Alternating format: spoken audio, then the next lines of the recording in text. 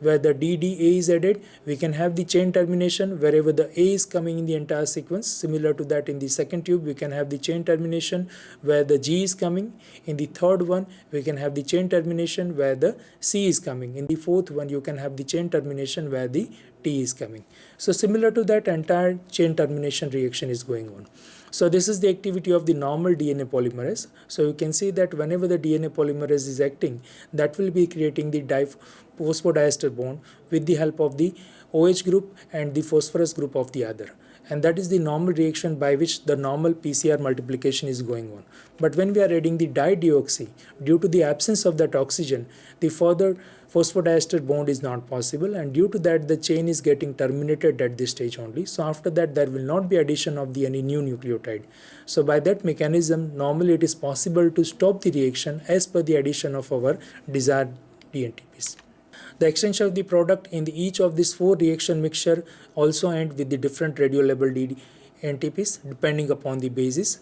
Next, each reaction mixture is subjected to electrophoresis in a separate lane, as we have done even in the earlier case of the chemical sequencing in the 4 lane at the high voltage in the polyacrylamide gel electrophoresis, because at that time the newer kind of the electrophoresis technique were not available. So that was normally done in the polyacrylamide gel electrophoresis. And you can see the reaction like this. You can have the first lane in which we have added the reaction which is getting terminated with the G. In the second we have added with the A. In the third one we have added with the T. In the fourth one we have added with the C. So after that, when we are compiling the RF value of all of this, then depending upon the size separation, it is possible to get the entire sequence, and we can get the sequence for this entire small segment, that was the G, G, T, T, C, C, C and A. So that is the technique by which the Sanger sequencing was done, and the sequence was getting emulated out of that. The advantage of this technique is it is rapid and efficient, because that is having the use of the PCR, and that is creating the multiple copies within a very small time.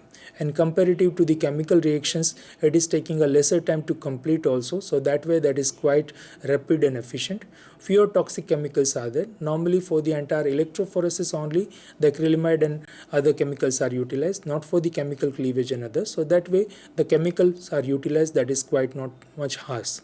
Less sample is required as we are going for the PCR multiplication. So even we can just start the entire reaction with a very small amount of the DNA, and the entire process has been automated. So that is the biggest advantage of this entire process, that the chemical kit were available, the instrument were automated, and due to that only the entire sequencing process was going to be quite rapid. How it is getting automized? So basically for the automated Dye-Terminator DNA sequencing, the basic principle or the chemical behind this, it is remaining same only the instrumental part is getting changed. It employs the same general procedure but use the DDNTPs that is labeled with the fluorescent dye. So instead of detecting depending upon the radioactivity, now it is going to be detect depending upon the fluorescent dye. And we can also have not only one dye, but we can combine the 4 different dyes in the one reaction tube. So now it is possible that instead of keeping the 4 tubes separate, you can keep one tube only, and in the same tube only you can add all the 4 different fluorescent dye containing DDNTPs, and depending upon that only from the one sample you can just have the entire sequence out of that. So basically you can see the reaction like this. In the one tube only, the A, G, C and T is added, and the color of each one that is going to be different. So after that, when we are running the gel, we can see the different color depending upon the fluorescence. So there is no need to go for the separate part, and we can just have the sequence of the A, G, T and C. The basic sequencing gel which is utilized over here, that should be having the resolving or the single base pair. As we want to go up to the level of the single base pair, our resolution power should be up to single base pair, and for that only we require at least 66 centimeter long gel, and the thickness is also quite less, that is only 0.1 millimolar. And similar to that, the entire reaction is done in the presence of the urea and 4 to 8% acrylamide, and very high voltage up to the 2000 volt it is required with the constant temperature at the 65 degrees centigrade. So that was the basic sequencing reaction which is normally employed in this. Now, along with the development of the electrophoresis technique, as the entire process was done in the gel, and that we have seen that it is quite troublesome to maintain all these conditions, the people have developed the capillary electrophoresis system that will use the very high electric field as we are using a very small capillaries, and from that capillaries only heat can be also distributed very easily. So that way high voltage can be given, and even efficient separation, because in the earlier one the 66 centimeter gel handling, that was quite difficult in a normal lab condition, but when we are using the capillary electrophoresis, even the longer capillary can be maintained in the computerized instrument. So efficient separation and the reduction of the separation time is done, and with the help of this only the entire thing is done in a capillary electrophoresis. So you can see that how it is working. The sample buffer is taken in the capillary, and from that only in the capillary the entire electrophoresis reaction is going on, and when it is coming out, where the portion which is coming out at this place only, they are keeping the laser detector, and that will detect that which base containing nucleotide is coming first, and depending upon that fluorescent detection value you can get the sequence of the DNA, and that is presented in the form of the TGA TTCATC. Whatever the output of this was there, that is highly computerized. The instrument become much more model, and it is become quite compact, and that way the entire process is scale up very rapidly. Whatever the output of this was there, that is basically known as the chromatogram, because each fluorescent dye, it is giving the different color of the peak, and depending upon that only the chromatograms are generated, and that is normally taken as a trace file as an output of the entire sequencing process, and from this chromatogram only the entire sequencing is carried out.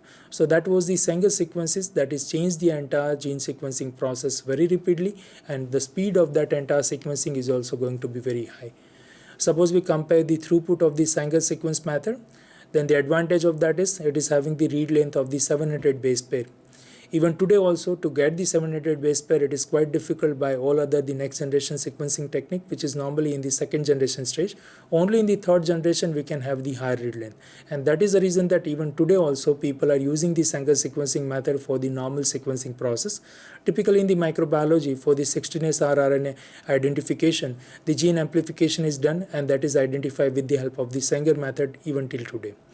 The maximum possible sequencing reaction at a time is 96, because each capillary can run one reaction, and now the ABI is supplying the different kind of the machine in which from the one machine only more than one capillary can be kept together. So that way 96 capillary can be kept together, and from the each run you can have the 96 sample together.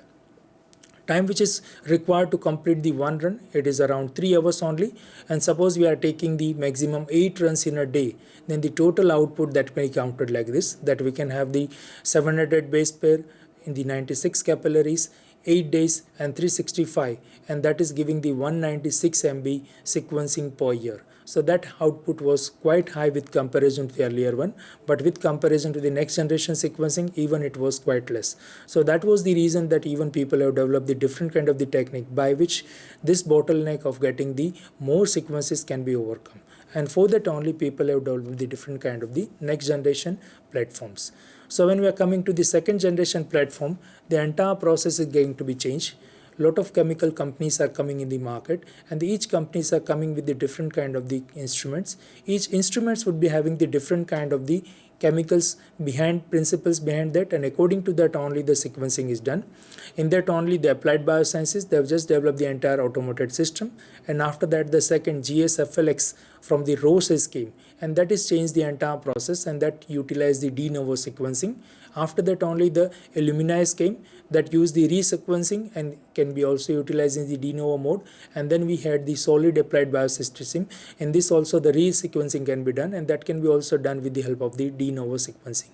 The basic difference between the earlier one and this is that in this we had the one new word, and that is the de novo sequencing.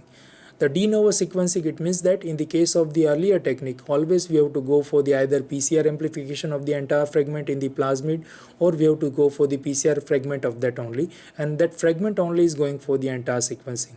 Whereas in the de novo sequencing, entire DNA sequence whatever we are getting, that is getting to be physically shared, and whatever the small fragments are generated, all these fragments directly can be utilized as a raw input for the entire sequencing mechanism, and that is the reason that that is known as the de novo sequencing.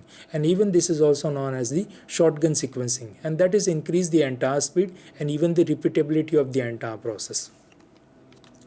So now in the second generation sequencing, we'll be just going in the detail with the first kind of the platform which is developed by the Roche, and that is the GSFLX titanium platform. That is basically working on the principle which is known as the pyro sequencing. So it is a real-time DNA sequencing method based on the detection of the pyrophosphate PPI released during the process of the DNA polymerization.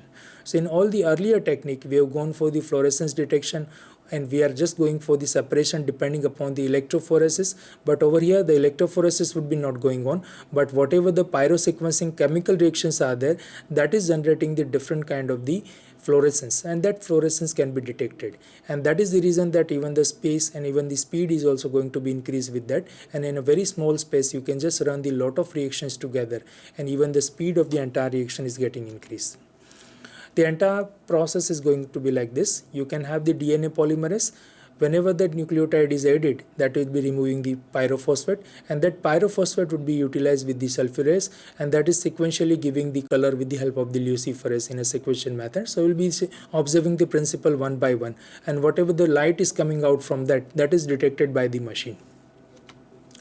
So in the first part, the DNA library preparation is done.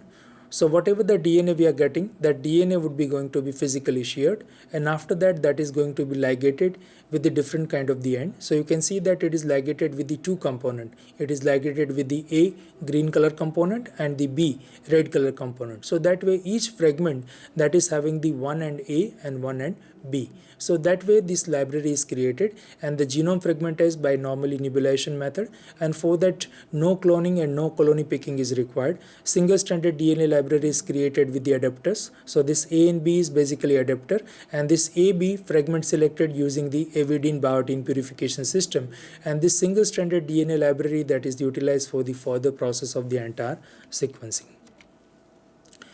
Now when we are going for the PCR is not done in the normal PCR mode, but that is done in the emulsion mode. So inhaled single stranded DNA in excess amount that is captured on a specific DNA capturing bead, and this bead would be taking a fragments of the DNA, and this bead would be emulsified in the water in oil emulsion, and this water in oil emulsion that is acting as a small microreactor in which on the bead you can have the fragment of the DNA. Along with that you can just add all the required primer, buffer, DT-NTPs in that, and this small droplet that would be working like a small one tube or one capillary, whatever we had in the earlier part. And after that the colonal amplification occurs inside the microreactor, and that break microreactor and enrich for the DNA positive band. So whatever the DNA synthesized from that only, that is utilized for the further sequencing part.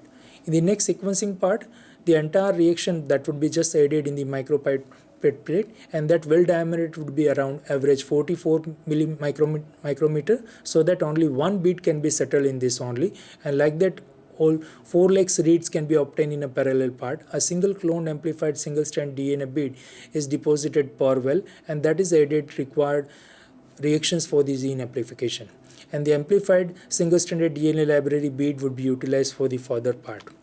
Now as sequencing primer is hybridized to the single stranded DNA, PCR amplified and DNA templated and incubated with the enzyme, DNA polymerase, ATP sulfurase, luciferase, A-pyrase, and the substrate adenosine 5-phosphate APase and luciferin. Each incorporation event in the accomplished by the release of the pyrophosphate PPI in a quantity equimolar to the amount of the incorporated nucleotide. So when one DNTP is added, according to that only the PPI is getting to be removed. ATP sulfurase, it is the enzyme that will convert the PPI to the ATP, and this ATP drive the luciferase mediated conversion of luciferin to the oxyluciferin. So basically luciferase is the enzyme that will be just giving the different kind of the fluorescence, and that is also utilized in the field of the biotechnology. So that luciferase enzyme that will convert the luciferin into the oxyluciferin, and that will generate the visible light in the amount whatever is proportional to ATP. And this ATP is proportional to the PPI whatever is generated by the addition of that. So by that mechanism we can say that whenever one nucleotide is added, that will giving the one signal in the form of the some visible light, and that visible light is normally collected by the CCD camera. So the light produced in the luciferase catalyzed reaction is detected by the charge coupled device CCD camera, and that can be seen as a peak in the pyrogram, and each light signal is proportional to the number of the nucleotide which is getting incorporated. Sequentially, one by one, each nucleotide is getting sequenced with this. So first of all, we'll be adding the A So whatever the sequence of the beads are there which is having the sequence of the A, that will create the light. After that only the G would be added, then C would be added, and then T would be added, and all the images captured inside the computer, and from the image analysis we can infer the entire sequence of that. The same reaction is shown over here. The sulfurase that will convert the PPI to ATP, a luciferin would be converted to the oxyluciferin with the presence of this ATP, and that light is generated, and from that only whatever the light is coming out, that is stored inside the computer, and that image would be analyzed. So that way, for that we require a very high computing power, and that is a reason that that technique was not developed in the earlier time, as the computers were not compatible to that. But now it is possible to have a good configuration computers, and easily you can just go for the entire part. So nucleotides are pumped sequentially across the plate. Around 1 million read obtained during the one read. An addition of the nucleotide to the DNA on a particular bead generates a light signal, and according to the ATGC sequential addition, we can get the different kind of the color in that, and that would be normally taking as an output. The basic advantage of this technique is it is having a very long read length, around 200 to 1000 base pair. It will have the multiple sample possibilities, short runtime. Within one day you can run the entire part, and you can just go for the 400 to 600 MB per run. So just you can compare with the earlier one. Whatever output we are getting in a year, now that is possible to get in the days. And this de novo assembly of the microbes, that is also challenged the entire new part of the science in the microbiology. Now with this technique we can just go for the metagenomics. In the field of the metagenomics, whatever the uncultivable microorganisms are there which cannot be cultivated in the lab condition, from that DNA is directly getting extracted, or from the environmental samples you can extract the DNA, and that DNA sample directly can be incorporated in the de novo assembly of this sequencing, and from that only you can get the entire sequence of that part. So that is changed the entire microbiology in the field of the metagenomics, and due to that only lot of microbial diversity has came into picture now. The disadvantage of this is basically the instrument is quite costly, relatively it is expensive, low volume of the sequence data with comparison to the other techniques whatever you are getting, and complex sample preparation. We have seen that emulsification PCR preparation, so that is taking quite long time, and that is require the expert handling. So without that expertness you will be not getting the proper result, and that was the reason that 454 even today also it is limited to the certain lab only, but that is highly commercial, and commercial companies are going for this sequencing. Again, the cost is also quite comparatively high with comparison to the other sequencing technology which is available today. After that, in the same series, the second sequencer has came, that is from the Illumina, that is also known as the Solexa, or even it is also known as the Genome analyzer. So this is working on a polymerase based sequence by the synthesis. So polymerase based sequence by synthesis means whenever you are going for the synthesis, depending upon the synthesis, some kind of the chemicals are released, and that can be